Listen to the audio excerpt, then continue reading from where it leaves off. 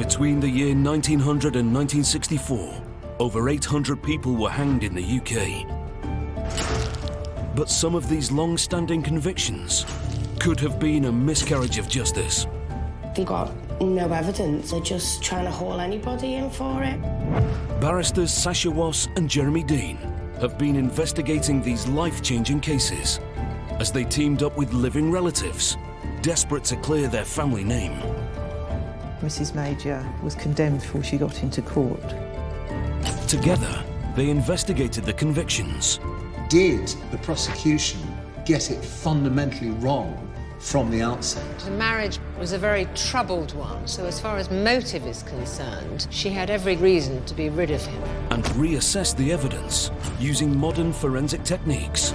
On the basis of the differences, say there was conclusive evidence that she hadn't written them.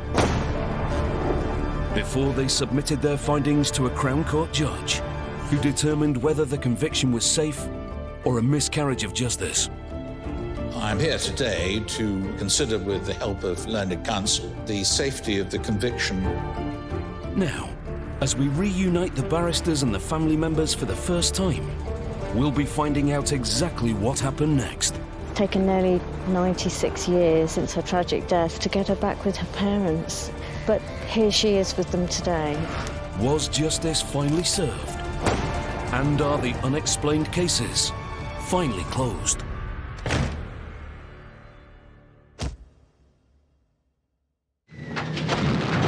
"44-year-old First World War veteran and Lincolnshire lorry driver, Arthur Major, fell ill on the 22nd of May 1934. When he died 2 days later, nothing untoward was suspected, at first. That is until an anonymous letter pointed the finger at Arthur's wife, Ethel. Ethel Major was tried and hanged for her husband's murder. Today, Jeremy and Sasha will be finding out exactly what happened next in this mysterious story. But first, they're reminding themselves of the facts. Sasha, the point that really concerned me about Ethel Major's case is that Arthur Major was diagnosed as having died from epilepsy. Well, that was the first diagnosis as to cause of death, but very quickly it became apparent that he had died of strychnine poisoning, as indeed had the dog, who also ate from his last meal. Of course, even if strychnine had been administered to Arthur Major, the evidence suggested that it was Ethel Major's father who had strychnine in his cupboard. Well, don't forget that Ethel Major obviously had access to the locked poisons cupboard. Later, Jeremy and Sasha will be catching up with Ethel Major's relative to be brought up to date and see if the mystery has been solved. But first, a look back at this extraordinary case. 42-year-old housewife Ethel Major was tried at the Lincoln Assizes for the poisoning of her husband Arthur. The jury took just 1 hour to determine her guilt, and she was hanged on the 19th of December 1934. Now, 84 years later, Ethel Major's cousin, Jill Brown, is exploring her story. It was a surprise when we found out about Ethel, because when you're doing your family history, you always hope that you find something interesting or different, but you don't expect to find that one of your relatives was a murderer. Jill's father spent many years researching Ethel's case. When my father recently passed away, I came across this box and it was full of all the details relating to Ethel's case. And now, Jill would like to take up her father's investigation and discover the truth about Ethel's conviction. I think Ethel could be a victim of a miscarriage of justice because there's so much doubt about the conviction. She's always pleaded her innocence right up to the very last.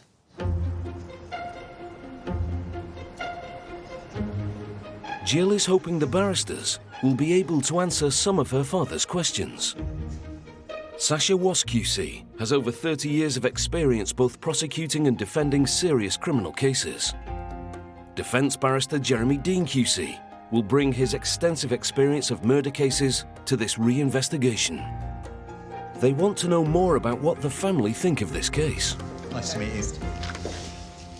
Right, so how much did you know in terms of the facts of the case? I knew that she had allegedly poisoned her husband, but my father passed away last year. Oh, right. I've got all his genealogy files, and on the bottom of one of the notes, he said he felt sorry for her and he didn't feel that it was the right conclusion. So do you see this partly as carrying on your father's work? Yes, yes. I think she had a really rotten life.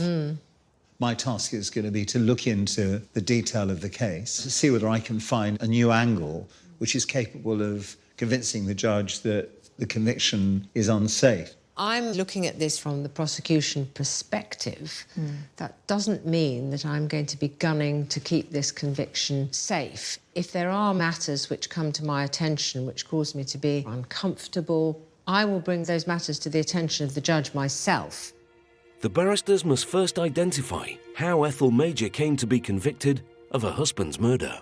Arthur Major fell ill on the 22nd of May, and 2 days after he died, the doctor certified that the cause of that death was epilepsy. However, before the funeral took place, police received an anonymous letter suggesting that Ethel Major had poisoned a next-door neighbour's dog, and that poisoning might be relevant to the death of Arthur Major. It was determined that both he and the dog had been poisoned by strychnine. Ethel was arrested, convicted, and on the 19th of December 1934, she was hanged.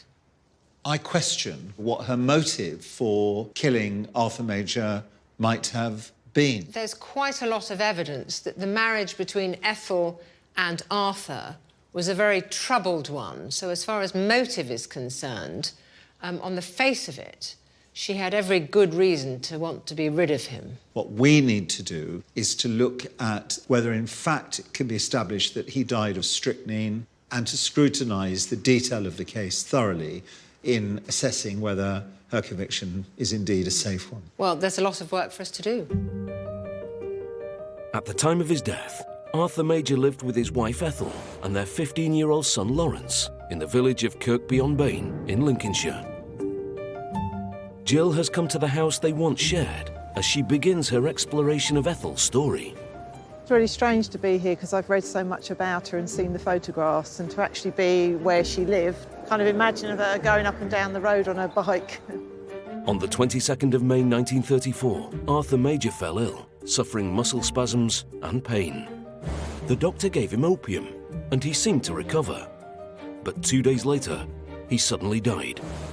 The doctor produced a death certificate, giving epilepsy as the cause of death. As far as I'm aware, Ethel's not under suspicion, and because he had been ill and suffered from illnesses in the past, especially fits, there was no reason to believe there was anything bar a natural death. Ethel immediately began planning her husband's funeral, which was to take place that week. The day before the funeral was due to take place, the police received an anonymous letter, which cast suspicion on the circumstances of Arthur Major's death. Sir, have you heard of a wife poisoning her husband? Look further into the death of Mr. Major of Kirkby-on-Bane.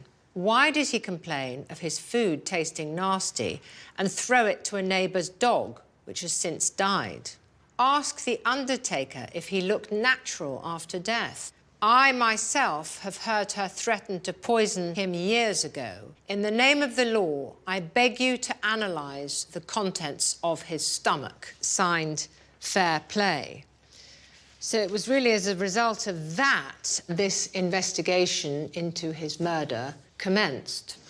It's a mystery. We don't know who wrote it. We don't know the motive of the author. I question whether this letter is really worth anything. I think it depends, Jeremy, doesn't it, on whether the contents are true or not, whether Arthur did die of poison and whether the dog died of the same poison, but that's something we're going to have to look into. In Kirkby-on-Bane, Jill is visiting the graveyard at St Mary's Church, where Arthur's funeral had been hastily planned to take place just a few days after his death. In the local newspaper, The Standard, the headline says, Police stop funeral. Internal organs to be analysed.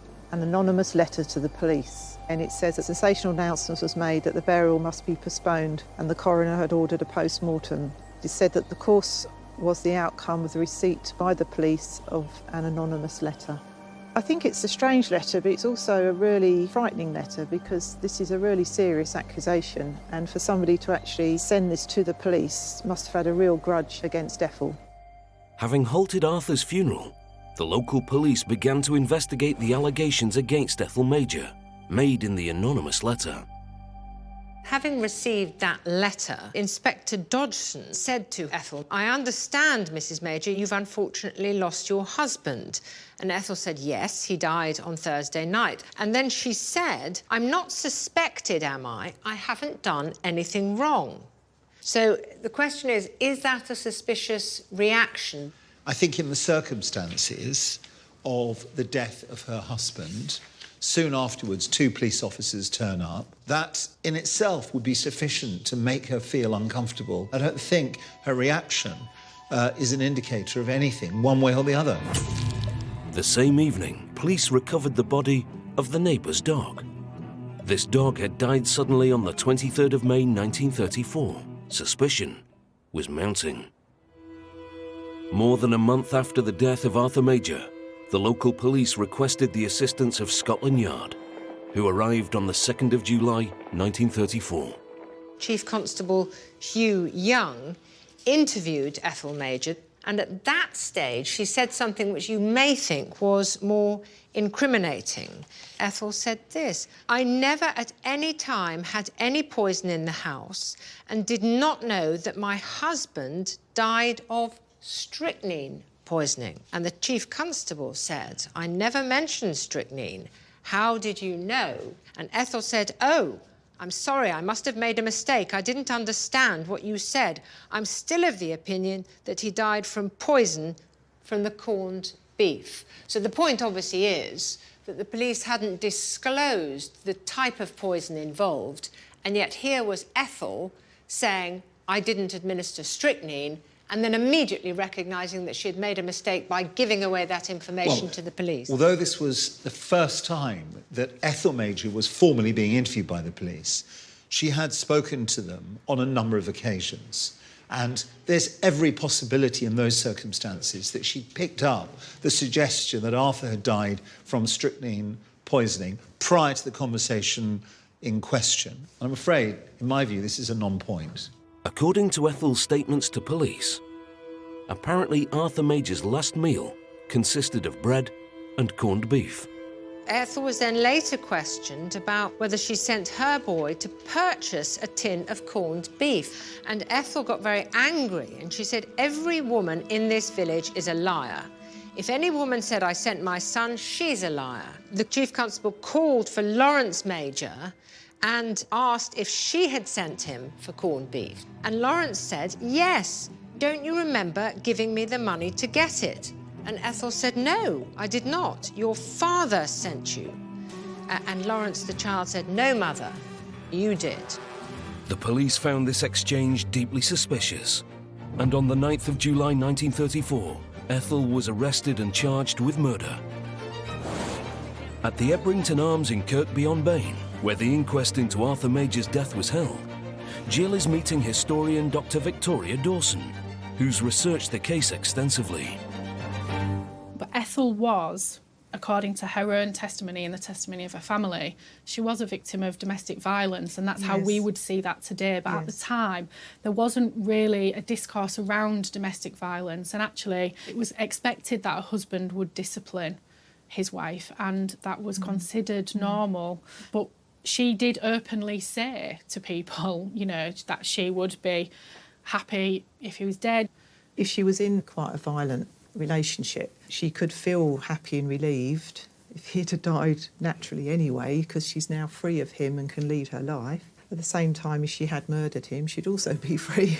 As part of the investigation, analysis was being carried out to determine if Arthur Major had indeed been poisoned.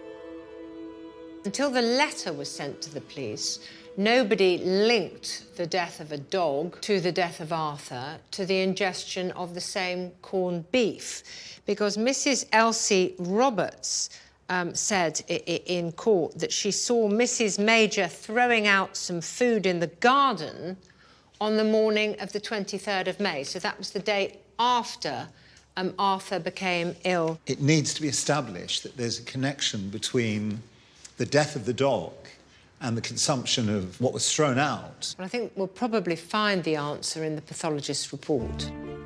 Investigating Arthur Major's death, police noted that Mr. and Mrs. Major have led a most quarrelsome life, which is said to be due to his drinking habits. But outside his family circle, it is not said that the quarrels are due to his conduct. Jill and Victoria have come to Chatterton's solicitors in Horncastle. The local firm were engaged by both Mr. and Mrs. Major for many years. Lawrence testified that certainly in the weeks leading up to Arthur's death, his parents were arguing and that his father was particularly troublesome. They got to the point where at night Ethel and Lawrence would go and stay with Ethel's father, which suggests to me that Ethel must have been feeling pretty desperate. Ethel suspected Arthur was having an affair with a neighbour, Mrs. Rose Kettleborough, and she brought evidence to her solicitor. 2 love letters.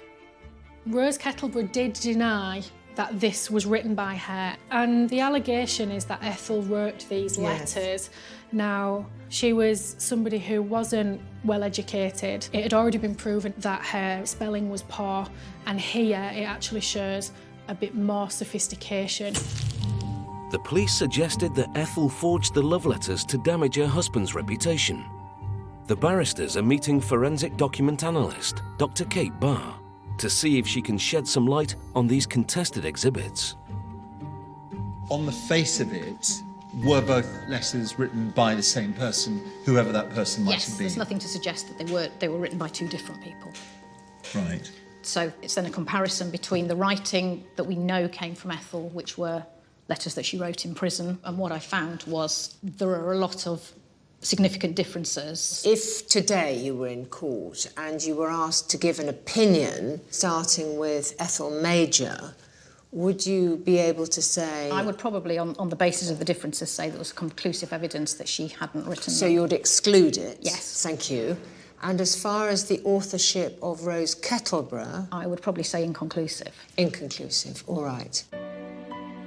It was highly irresponsible of the police to persist in the suggestion that Ethel Major wrote the Rose Kettleborough letters. They weren't handwriting experts. Really, they should not have got involved on this issue. It's dangerous for lay people to get busy on expert issues such as handwriting. As well as the disputed love letters, another source of stress within the Major's marriage were conflicts about the household budget. The complications surrounding money and debt for the family actually reaches a crisis point when Arthur decides he's going to take out an advertisement in the local paper. I, Arthur Major of Kirkby-on-Bane, hereby give notice that I shall not be responsible to pay my wife's debts and that she has no authority to make any statements or to give or sign any notices on my behalf. This definitely puts her in a bad light, though, to make it public like that about your wife. Yeah, for your husband to disown you is a real crisis. She must have been in such a desperate state it doesn't bear thinking about, really. Back in London, the barristers are considering the 3 key questions central to Ethel Major's case. Did she have the means, motive, and opportunity to carry out her husband's murder? Chief Constable Hugh Young suggested that a key motive for Ethel Major was that if her husband went through with an intended plan to publish an advert in the local newspaper saying he wouldn't be responsible for her debts, she'd be embarrassed. I'm afraid these suggestions, they're not evidence-based. They seem to me to be trivial and certainly speculative. What's really important in this case is to see whether Ethel Major had the means to kill her husband. Ethel's father, a man called Tom Brown, had been a gamekeeper all of his life, and in that profession, strychnine was routinely used to kill vermin. Now, Ethel claimed not to have had any involvement with that, but in her possession was found a key which, when tested, unlocked Mr. Brown's case where he kept his poisons. We know that Ethel sent her son out to buy the corned beef. Ethel had the opportunity to add strychnine to that dinner, which she fed to her husband. Motive, means and opportunity, I would suggest, are not sufficient to justify Ethel Major's conviction for the murder of Arthur Major. Arthur Major's cause of death was initially recorded as status epilepticus, but following the post-mortem, several organs were sent to Home Office analyst Dr. Roach Lynch for testing. The barristers have asked Professor of Forensic Pharmacology and Toxicology, Athol Johnston, to review these findings. Could I ask you what the effects of strychnine poisoning would be on a human being? First thing you'd see was a series of convulsions. Right. And it'd be very similar to an epileptic attack. And can we just establish two things? Number one, was there strychnine in his system? There's absolutely no doubt from the data I've seen. And the second is, what was the cause of death? Well, I think reasonable to assume that it was strychnine poisoning. There was at least 100 milligrams found in the body. At the trial of Ethel Major, Dr. Roche Lynch suggested that there were in fact 2 episodes of poisoning. The evidence that was presented at the trial supports the fact there were 2 doses, because we've got a situation where he should have died if he'd been given a high enough dose on day 1. Which was the 22nd of May. And between the 22nd and the 24th, you've got 48 hours. There's no way strychnine would still be in the stomach. Not a large amount of strychnine, which is what they found. So they must have had another dose on the 24th, on the day he died. Well, in terms of toxicology, the cause of death of Arthur Major was strychnine poisoning, and he was able to say that strychnine had been administered on the 24th of May by virtue of the strychnine found in his stomach. On the 23rd of May, the dog appeared to have died from leftover food which had been consumed by Arthur Major on the 22nd of May, and that was when Arthur Major was taken ill. So it seems that there is a clear pattern of food being administered with strychnine to Arthur Major on 2 occasions. So the toxicology evidence is not looking good as far as Ethel Major is concerned. At trial, Ethel was defended by Norman Burkitt KC. The jury of 9 men and 3 women took just 1 hour and 10 minutes to deliver a guilty verdict. Ethel Major was hanged at Hull Prison on the 19th of December 1934. Her remains were buried in an unmarked grave within the prison walls.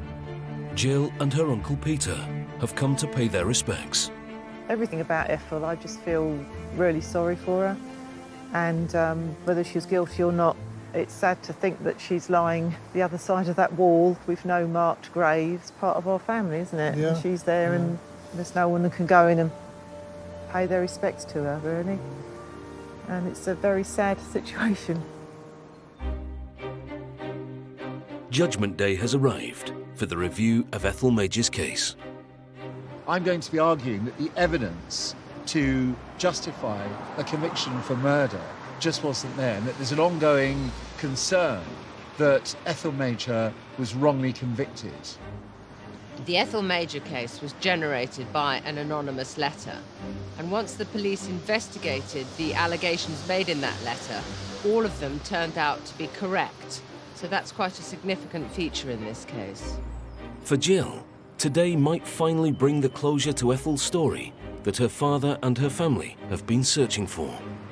If we got an unsafe conviction today for Ethel, it would mean an awful lot, because we've been researching her case for so many years, and I really want to prove that she is innocent, or at least she was unfairly convicted. Jill, hi. Hello, Jill. nice to see you. Nice to see you. His Honour Judge David Radford will bring over 50 years of legal experience to his assessment of Ethel Major's case. Please take a seat.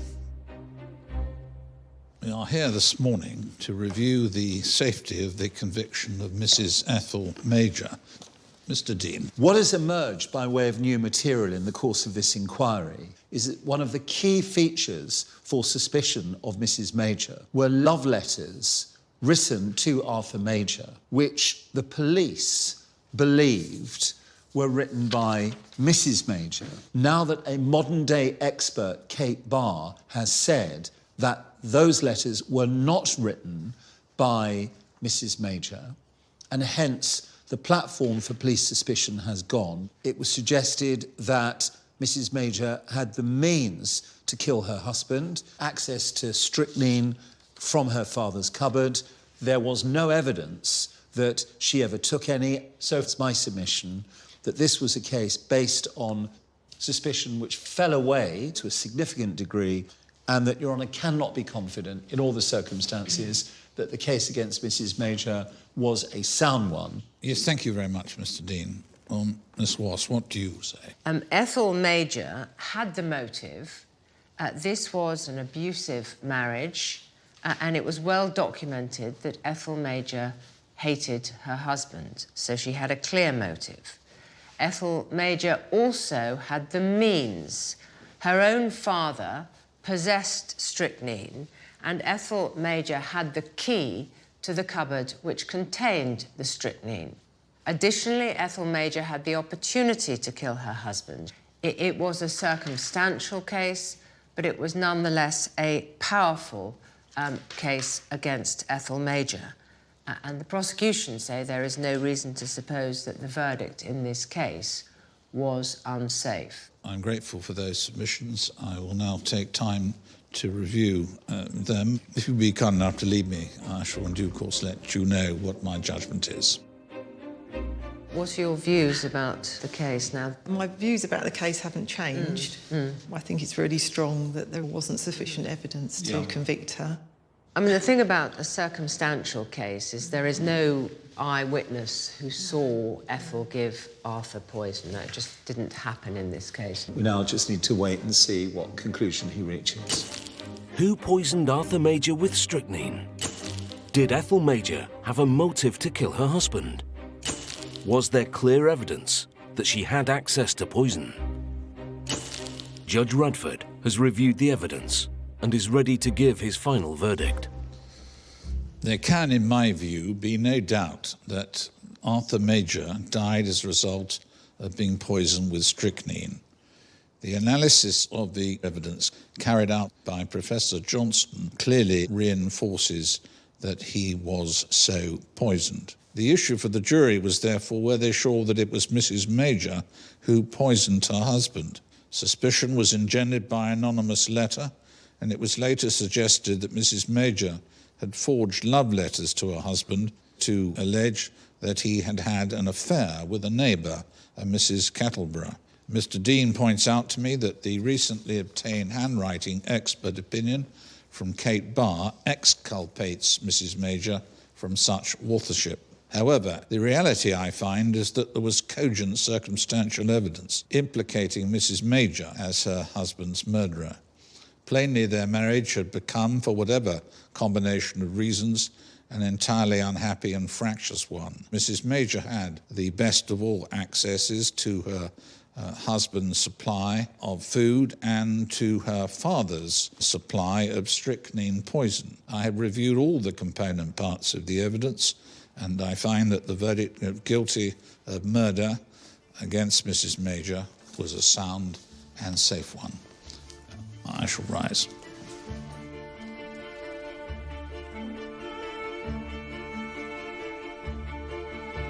Today, several months on from Judge Radford's verdict, are Sasha and Jeremy confident that the right decision was made? Well, Jeremy, I wasn't surprised by the decision of Judge Radford in this case. Following the anonymous letter, toxicological investigations revealed that he had been poisoned with strychnine, as indeed had the neighbour's dog. And analysis revealed that Ethel Major had motive, means and opportunity. And I don't really feel troubled by the decision that Judge Radford made. Well, Sasha, I'm not going to pretend that the decision is one that I feel was wholly unreasonable. I disagree with it, but I can see how he reached his conclusion. Nevertheless, Arthur Major died in a background of death by natural causes, according to the original diagnosis. And I'm not convinced that it could be shown that it was Ethel Major who administered strychnine, if indeed poison was administered. But it's a case where I can understand, if not sympathise with, the way the judge reached his conclusion. Jill has travelled back to London to meet the barristers. This is the first time they've met since the judgment. I'm excited about meeting the barristers to update them on what I found out about Ethel Major and her family and who I've met. I was very disappointed by the judgment on the day. I was hoping for a bit more evidence. I feel there's so many questions still to answer that the case really should have been thrown out. Hello, Jill, how are you? Please sit down. So, the judgment was obviously not what you wanted. No. I mean, how are you feeling about it? I still feel it wasn't the right judgment. Yes. But I do understand, with the amount of circumstantial evidence that was there, that it does point to Ethel being guilty. Mr. Burkitt said at the trial, if suspicion were enough, Mrs. Major was condemned before she got into court. There's no evidence. Following our investigation, do you feel stronger about her innocence? I feel stronger towards her innocence. I wouldn't say that I think she's 100% innocent. I still feel that, as I say, it's got more questions than answers. So what have you been up to since we last met? Well, I had so much information from the last programme. Yeah. I've been reading books, documents, every newspaper that's out there. And also I've done a few write-ups for local papers. Obviously it was in Lincolnshire. Yes. And through that, a lady called Carol got in contact to say that she was a good friend of Oriel, who was Ethel's illegitimate daughter. Jill get closer to the truth. We just hit it off from the word go, and she was lovely. She really was lovely. The two women became so close that Carol asked Oriel to be her son Darren's godmother. Well, she has a very broad Boston accent. Yes. And she says, "Are you sure, mate?" Me? Yeah, you. Oh, that's lovely. And she was so thrilled, you know. Carol has a surprise for Jill. Ah, lovely. This is a treasured picture, isn't it? Yeah, it's the only picture you've got.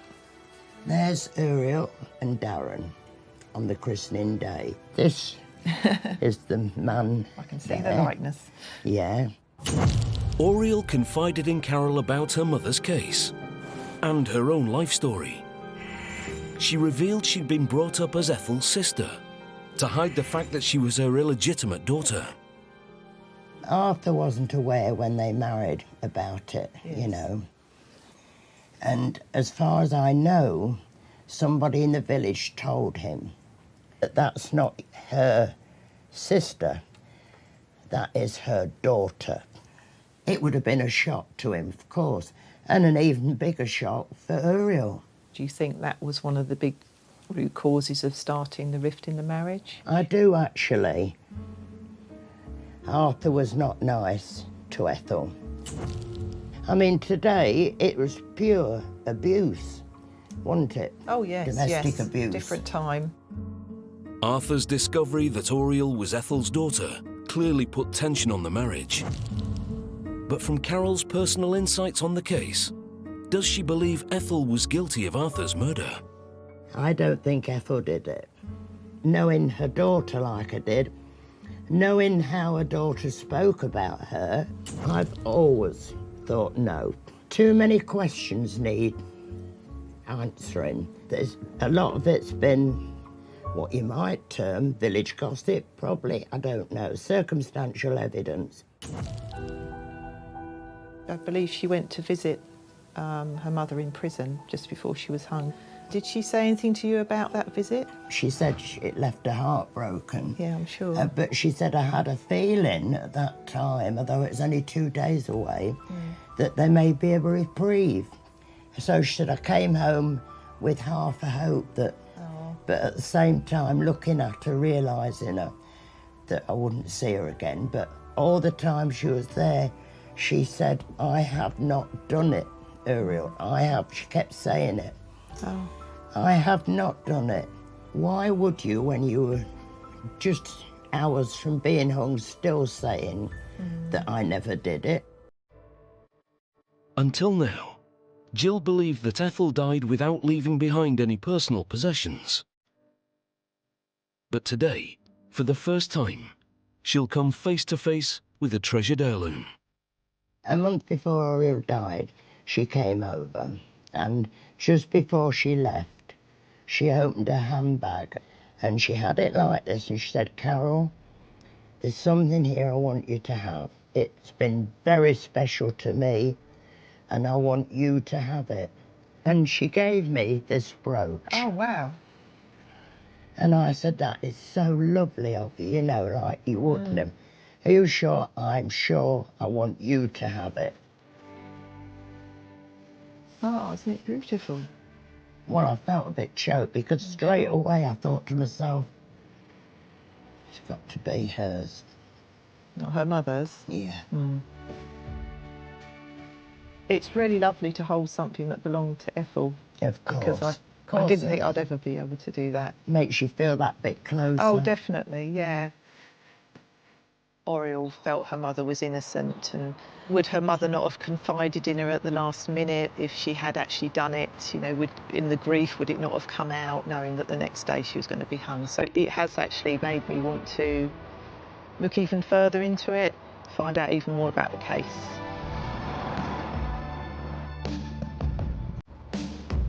So having spoken to Carol, what did you learn about the impact of Ethel Major's hanging on Oriel?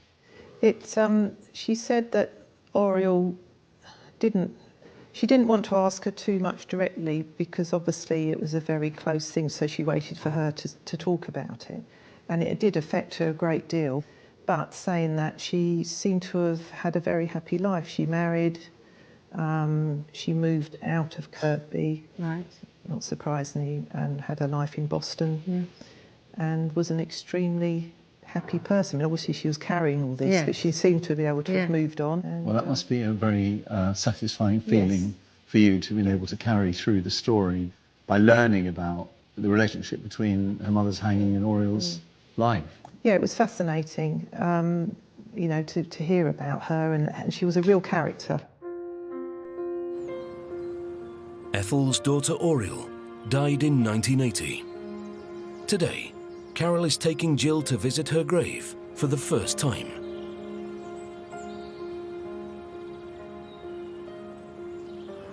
Nothing there. I know, it's a shame there's no headstone, but she's with her husband. At least they're together. Yeah. And her husband. Well, I didn't expect to be here, I must admit. Yeah. And I hope that I've done her and her mother proud. I'm pleased that she had a happy life. It's nice to find a distant relative and be here. It's not good with no headstone for her, is it? No, we can get one for her, can't we? But she had a great friend in you, didn't she? So When that's I really did it, good. I got more from her, believe you me. Yeah. She was lovely. It's a chance for Jill to reflect on what she's learnt about the complicated life of Ethel Major and her daughter Oriel.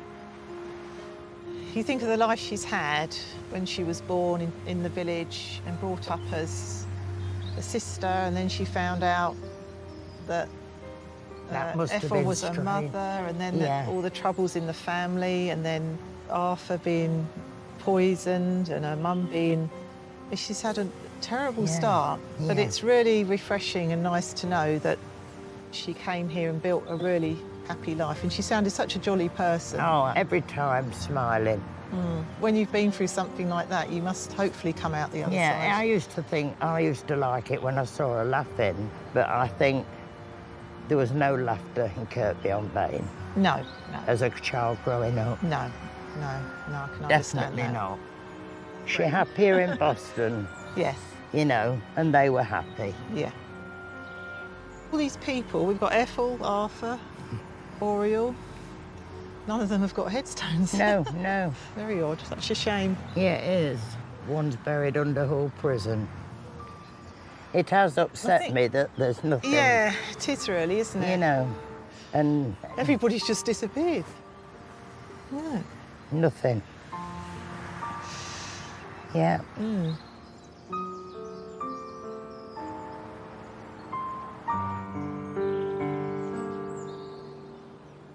We went to see where both Oriel and her husband were laid to rest, and sadly there's no grave marker. Ethel hasn't got one because of where she is. Arthur hasn't got one, and Oriel and her husband hasn't got one. So it would be quite nice to get some marker there for them. Well, that's excellent that you're pursuing it and looking at it from every angle. So let me ask you, from your perspective, is it case closed? No, definitely not. No, unless I can get more answers to questions, definitely not. Jill, it's fantastic that you've experienced some positive developments following our inquiry into Ethel's case, and we wish you the very best of luck for the future. Thank you very much for coming. It's been great seeing you. Thank you very much. Very nice to see you. Take care. I think it went very well with the barristers, and it was really good to meet Sasha and Jeremy again and be able to fill them in more about Ethel's story and what I've done, and also bring Oriel into the story because she was a really important part. I'm so pleased for her that she has found out more about Oriel and about other members of the family, and that has given her a purpose to the journey that she went on. That's how I see it. As you say, some positive has come out of a very sad situation, and that's a good thing. I'm hoping to maybe contact more relatives, get some kind of memorial up to Oriel in the churchyard, and it'd be lovely actually to get a book together because everything you read is different, and I'd like to get something together that are the facts as far as we know and show it all in a true light.